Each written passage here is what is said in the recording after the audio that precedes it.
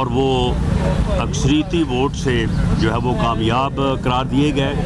मैं यहाँ पे बात ये करनी चाहता हूँ कि कल किसी तरफ भी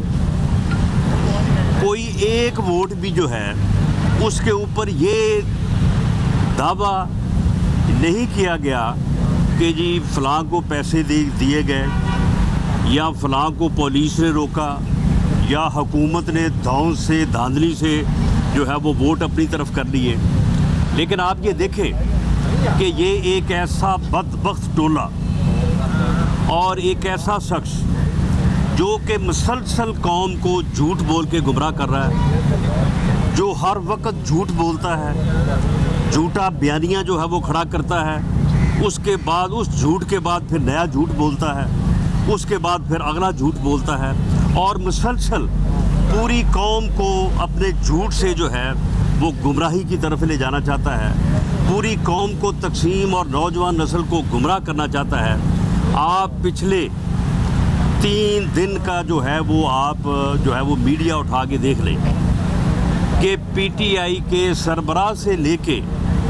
नीचे तक इन्होंने किस तरह से दुहाई दी कि जी 40 करोड़ की ऑफ़र हो गई है, 25 करोड़ की ऑफ़र हो गई है, 5 करोड़ से शुरू हुए, फ़लाँ को जी फ़लाँ जगह भेज दिया गया है, हमारे बंदे जो है वो तोड़े जा रहे हैं,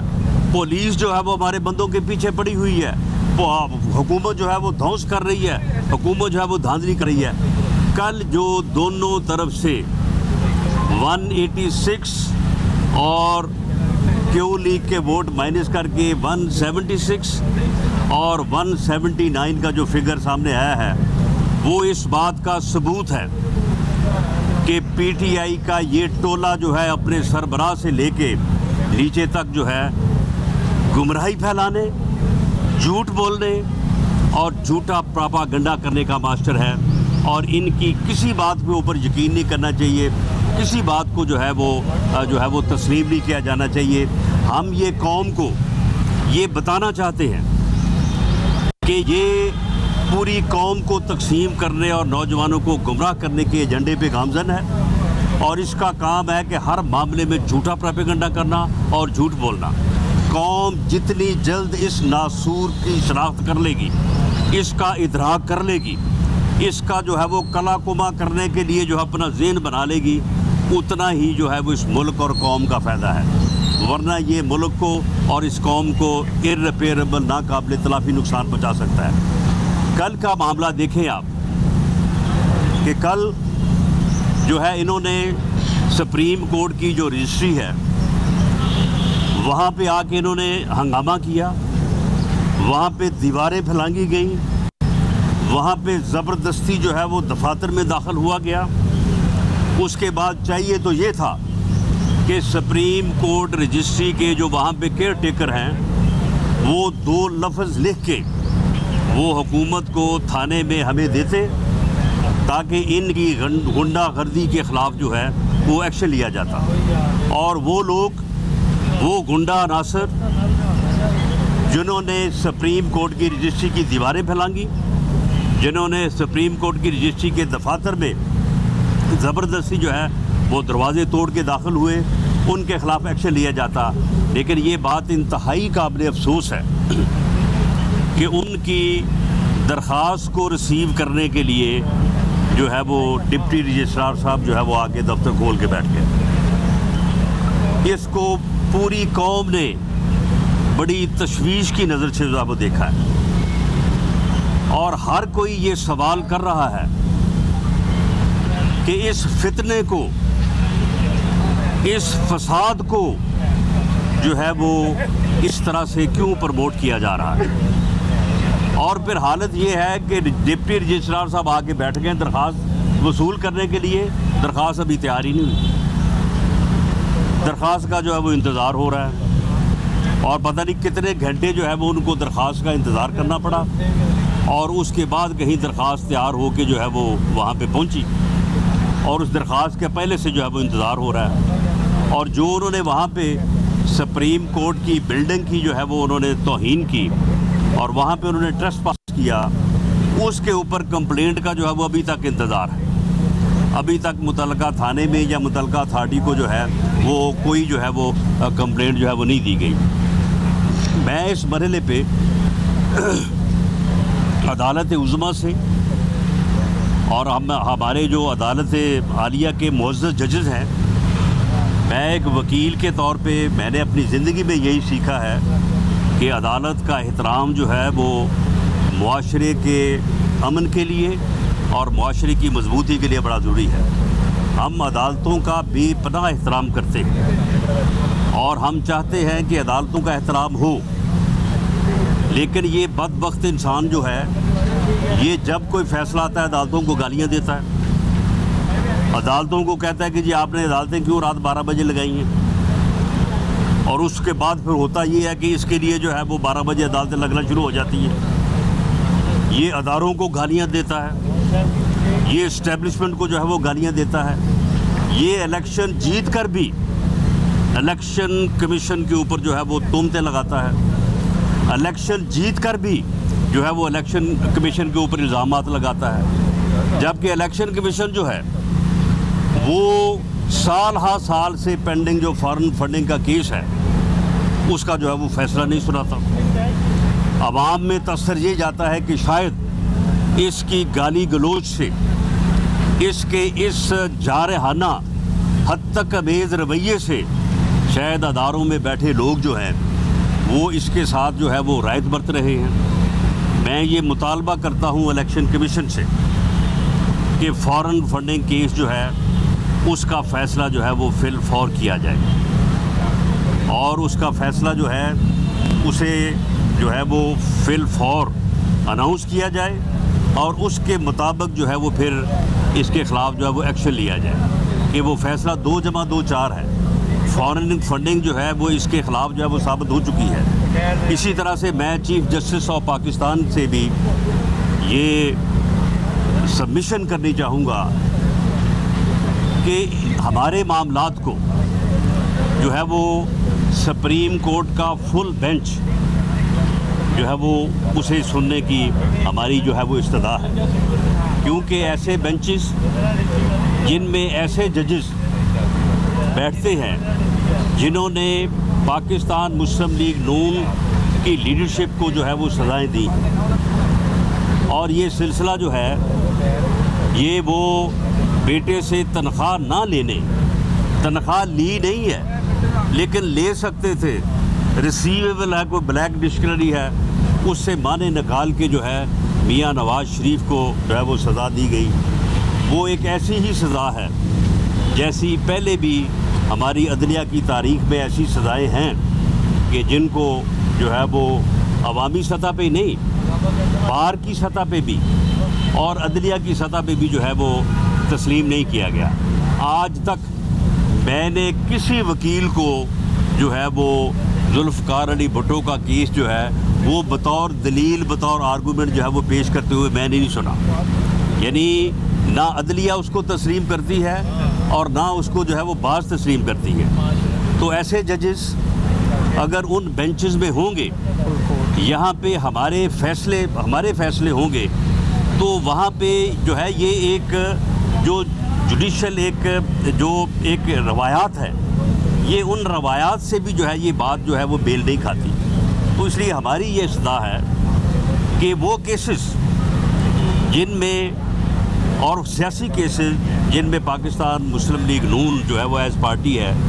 उनमें या तो वो जजेस ना बैठे या फिर जो है वो फुल कोर्ट जो है उन केसेस की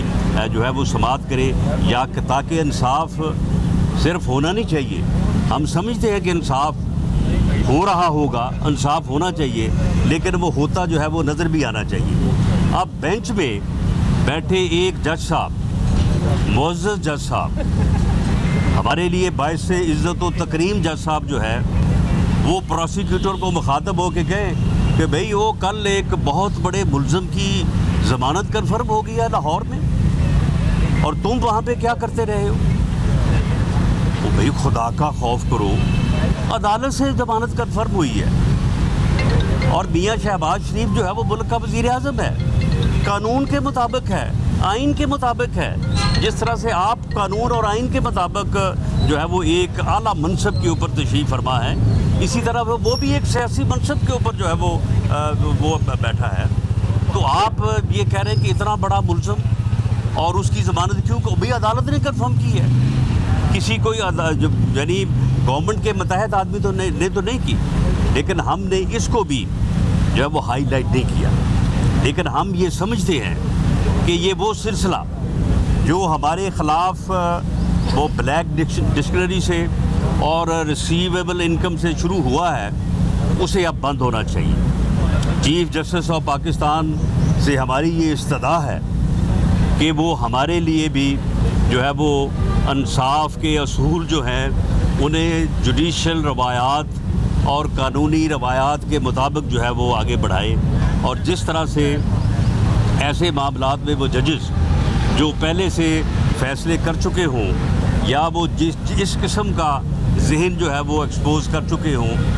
जिसका मैंने जिक्र किया है, तो वो एक हमारी जुडिशरी की रवायात है और बड़ी उम्दा रवायात है, बड़ी ऑनरेबल रवायात हैं कि उनके ऊपर जो है वो जजेस जो है वो उन बेंचेस में जो है वो नहीं बैठते। इसलिए मैं समझता हूँ कि वो केसेस, आप ये देखें कि 63A का जो केस है, ये केस बुनियादी तौर पे मैं फ़ैसले को गलत नहीं कहता, लेकिन फ़ैसले के ऊपर एक जो है वो कमेंट करना जो है वो मेरा हक़ है कि ये फ़ैसला जो है इसने हमें इफ़ेक्ट किया। इस फ़ैसले की वजह से हम जो 25 लोग जो हैं वो नाहिल हुए, इस फ़ैसले की वजह से ये 20 जो है वो बाई इलेक्शन हुए, इस फ़ैसले की वजह से जो है वो हमजा शहबाज को दोबारा जो है वो इलेक्शन में जो है वो जाना पड़ा। अब अगर वही फ़ैसला अब अगर दूसरी तरफ वारद हो गया है, तो फिर अब जो है वो इनके लिए उस फ़ैसले की और तरह से तशरीह तो नहीं की जा सकती। अब वही फ़ैसला जो है, जब असद उमर एक ख़त लिखे और कहे कि इमरान खान की पार्टी हेड की ये डायरेक्शन है, उसको इलेक्शन कमीशन तस्लीम करे और 25 लोगों को जो है वो डी-सीट कर दे और उसके बाद जो है ये ज़िमनी इलेक्शन हो, तो क्या अब चौधरी शुजात जो है वो पार्टी हेड नहीं है? उसका लेटर जाली है, उसने उस लेटर में क्या पूरी सराहत से नहीं लिखा। तो मामला जो है कि ये जजमेंट जो है ये अगर हमारे ख़िलाफ़ 3 जगह पे जो है वो अपना जो है वो ज़ेरे यानी जो है वो ऑपरेशन आई है, तो एक जगह पे अगर उसका ऑपरेशन जो है वो PMLN के हक़ में है, तो फिर PMLN को इस तरह से मैं समझता हूँ कि दीवार के साथ जो है वो नहीं लगाना चाहिए। ये एक जो फितना है, ये जो एक फसाद फिल अर्ज़ है, ये इस मुल्क के लिए, इस कौम के लिए जो है ये इतना नुकसानदेह है कि अगर लोगों ने कौम ने इसका इदराक ना किया, तो ये शख्स जो है ये इसी तरह से नौजवान नस्ल को गुमराह करेगा और इसी तरह से फितना और फसाद की कोशिश करेगा, जिस तरह से इससे पहले करता रहा है। रात भी इसने जो है वो कॉल दी है। हमने तमाम सूबों को जो उनकी रिक्वायरमेंट थी रेंजर्स की और FC की, वो हमने फ्राहम कर दी है और तमाम सूबों को ये पॉलिसी दी है कि अगर कोई कानून को अपने हाथ में ले और अगर ये लोग वायलेंस पे आए, तो फिर बिल्कुल इनको जो है वो सख्ती से निपटा जाए और इनको गिरफ़्तार किया जाए और इनके ख़िलाफ़ मुकदमात दर्ज किए जाएं और हर मुकदमे में जो इस फितने का सरबराह है उसका वो जो है वो साथ नामजद किया जाए, ताकि इन लोगों का बेहतर तौर पे जो है वो कलाकुमा किया जा सके। एनी क्वेश्चन जी? राना साहब ये बताइएगा कि कल का जो इलेक्शन था, बिलाशुबा चौधरी शुजात के ख़त ने पूरी की पूरी गेम बदल दी, लेकिन चौधरी शुजात के ख़त ने नहीं बदली, सुप्रीम कोर्ट की जजमेंट की वजह से बदली है। आप क्या समझते हैं कि कल का जो इलेक्शन था वो जमहूरी रवायात से पूरा होता था? जी बिल्कुल, जमहूरी रवायात के मुताबिक कल बड़ा पुरअमन जो है वो अजलास हुआ, अजलास कंडक्ट हुआ, वोट जो है वो काउंट हुए। जिस जजमेंट की बुनियाद पे पहले 25 वोट जो है वो माइनस हुए थे, उसी जजमेंट हमारे तो 25 माइनस हुए थे ना, उनके तो अभी 10 हुए हैं। उसी जजमेंट के ऊपर जो है वो उनके वोट जो है वो माइनस हुए और 176 और 179 में जो है ये फैसला हुआ। और अगर उन्हें ये जोम है कि उनके पास अक्सरियत है तो वो अदम एतमाद ले हैं। अदम एतमाद किसी ने रोका तो नहीं है। राना साहब, ये काइंडली एक और सवाल का जवाब दीजिएगा कि जिस तरह से आपने जिक्र किया कि इमरान खान ये एक ऐसा फितना है जो कि नौजवानों को गुमराह कर रहे हैं, ये नासूर है इस कौम के लिए। आप क्या समझते हैं कि बाकी जो सियासी जमातें हैं वो आज अक्सरियत जो वोटर्स की है वो नौजवानों की है, तो वो नौजवानों में सराहियत बाकी पार्टीज़ क्यों उस तरह से नहीं कर पा रही? नहीं, देखें वो यानी ये कोशिश कर रहा है वो अपने फितने और फसाद को फैलाने के लिए। वो ये नहीं कि नौजवानों को वो सबको जो है वो कोशिश कर रहा है वो, लेकिन क्योंकि नौजवानों में थोड़ा जो है वो समझने की सलाहियत जो है वो थोड़ा, क्योंकि नौजवान होते हैं, पुरजोश होते हैं, इसलिए तमाम जमातों को बल्कि पूरी कौम को जो है वो अपनी नौजवान नस्ल पे तवज्जो देनी चाहिए। बाकी जमातें भी दे रहे हैं, हम भी दे रहे हैं, इसलिए ये भी किसी के लिए कोई मुख्तस नहीं है। सबको चाहिए कि वो पूरी कौम को जो है वो इस बारे में जो है वो एतमाद में मिले और इस बारे में जो है वो कौम को सही सूरत हाल से। अब आप मुझे बताएं कि उन्होंने 3 दिन प्रोपेगेंडा किया कि जी करप्शन हो रही है जी, करप्शन हो रही है जी, 5 करोड़, पहले 5 करोड़ से शुरू हुए, फिर 10 पे चले गए, फिर 15 पे, फिर 20 पे, फिर 40 पे। आप मुझे बताएं कि अब इन्होंने आसिफ अली जरदारी साहब के ख़िलाफ़ कितनी घटिया और तौहीन अमेज़ गुफ्तगू की है कि जी वो पता नहीं कहाँ से आके बैठ गया है जी, वो यही काम करता है जी, वो पैसे लेके आ गया जी, वो पैसे की बोरियां लेके आ गया। आप मुझे बताएं कि चौधरी शुजात ने पैसे लिए आसिफ अली जरदारी साहब से, यानी कोई एक मेंबर जो है वो इधर से इधर नहीं हुआ। सारे मेंबर जो हैं वो उन्होंने अपनी अपनी जमात को जो है वो वोट दिए, जो हमारे साथ है उन्होंने हमें दिए, जो उनके साथ है उन्होंने उनको दिए। तो आप मुझे बताएं कि फिर ये 3 दिन का प्रोपेगेंडा क्यों किया गया? और इतना बेशर्म इंसान है और इसके साथी भी इतने बेशर्म है कि कल ये मालूम करने के बाद कि जितने वोट आप लेके गए थे उतने ही आपको पड़ गए हैं 186, और आपके 10 माइनस हो के जिस तरह से हमारे 25 माइनस हुए थे, रिजल्ट जो है वो आपके ख़िलाफ़ आ गया। फिर वही बकवास कि जी पैसा चला है, जी पैसा चला। भाई कहाँ पैसा चला है? किसने पैसा लिया है, किसने दिया है? या तो कहो ना कि जी चौधरी शुजात ने पैसे लेके जो है वो खत लिख दिया, लेकिन कोई बात नहीं, यानी बेमानी, बेबुनियाद प्रोपेगेंडा। इसी तरह से सिंध हाउस में जी बोरियां जी आ गई हैं जी, डॉलर चल गया जी, पैसा चल गया जी, रुपए चल गए जी, करोड़ों रुपए चल गए। अब वो अदम एतमाद को हुए जो है वो तकरीबन 4 माह हो गए हैं। आप मुझे बताएं किस मेंबर के ऊपर साबित किया है उन्होंने? किसी के ख़िलाफ़ पर्चा, किसी के ख़िलाफ़ दरख्वास्त, किसी के ख़िलाफ़ इंक्वायरी, कोई मामला नहीं है। यानी ये महज ये प्रोपेगेंडा जो करता है कौम के जहन को आलूदा करने के लिए,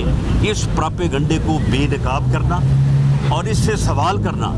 कि भाई तुम ये 2 दिन 3 दिन प्रोपेगेंडा करते हो, बताओ ना अब कितने लोग जो है वो 40 करोड़ किसने लिया है, किसने दिया है? ये चौधरी शुजात ने लेटर लिखा है, वो उसको किसने पैसे दिए हैं, या क्या चौधरी शुजात ने पैसे लिए? तो ये चीज़ें जो है इसके ऊपर मैं समझता हूँ कि बाशऊर पाकिस्तानियों को ना सिर्फ नज़र रखनी चाहिए बल्कि उनको चाहिए कि इसको एनालाइज करें। और बाज़ लोग जो बिल्कुल यकतरफा प्रोपेगेंडे की और इसकी गुमराही में आ चुके हैं, जिनके ज़हनों को ये गुमराह करने में कामयाब हो गया है, उनको भी मैं समझता हूँ कि हमें समझाना चाहिए, बुझाना चाहिए और उनको भी वापस जो है वो सैनिटी के ऊपर जब लाना चाहिए। परवेज़ इलाही साहब का ये लास्ट क्वेश्चन जी, परवेज़ इलाही साहब का मुस्तकबिल क्या होगा? जो शुजात साहब से तो परवेज़ इलाही साहब का मुस्तकबिल जो है वो मेरा ख्याल है कि अब उन्हें चाहिए कि वो क्यू लीग से तो अब वो बाहर हैं, तो वो अब जो है वो आज ही शाम को वो जाएँ बनी गाला, वहाँ जाके पटा पहने। वफाकी वज़ीर दाखिला